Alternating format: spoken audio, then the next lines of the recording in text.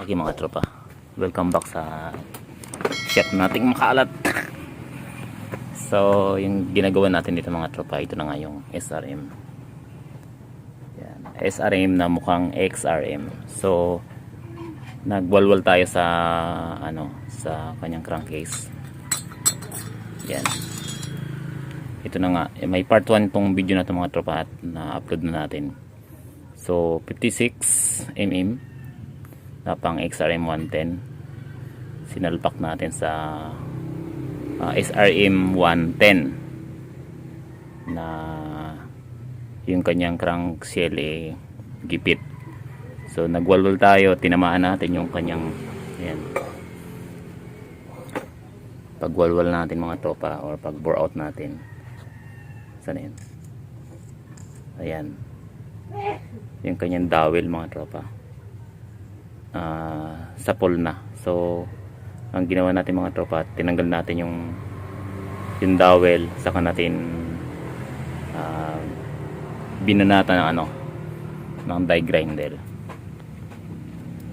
or ng porting tool. So yun, so ayun, tip lang sa mga baguhang gustong kumabit ng or maglagay ng 56 mm para dito sa inyong mga China bike, katulad ng mga Rusi, ano pa ba, ano pang ibang 110 na masikip yung block ng 56 mm XRM.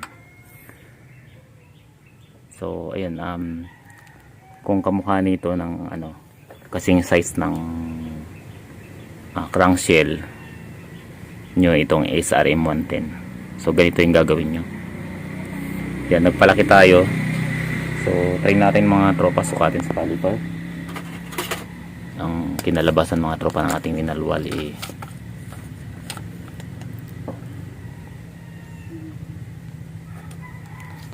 ilan to,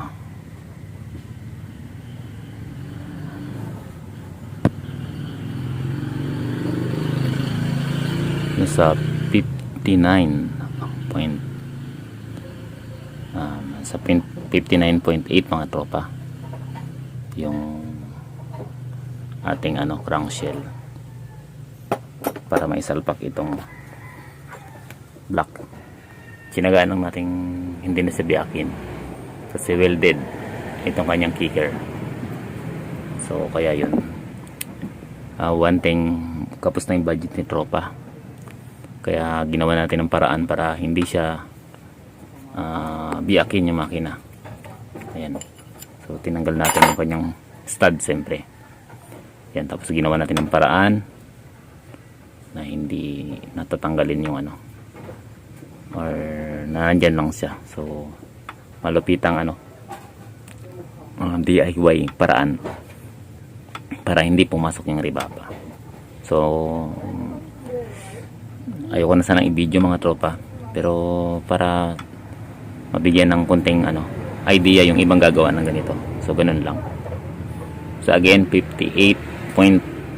halos 58.9 or 58.8 yung laki ng crankshell natin para pumasok yung 56 mm ng XRM 125. Ito, yan, naging madumi na, nalaglag kasi. Yan, 56 na naka semi dome.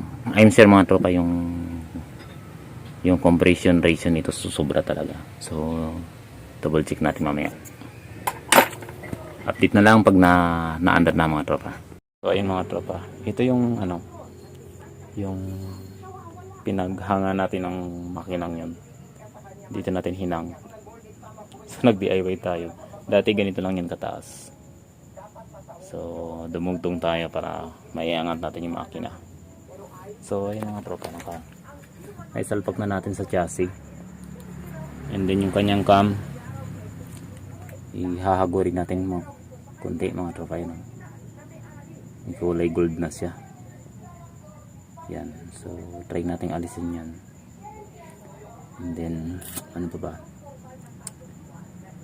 yung kanyang port, ito ihagurin natin ng konti para man lang bumagay sa kanyang block na 56. So ayan, i-inform na natin si tropang owner sa mga iba pa natin gagawin. Yung mga tropa yung ibang gagawin wala na yung wala na yung charge. Ano na lang natin, tulong natin kay tropa. Okay, so update mga tropa kapag umaandar na siya or kung ano mang naidagdag ko na gagawin.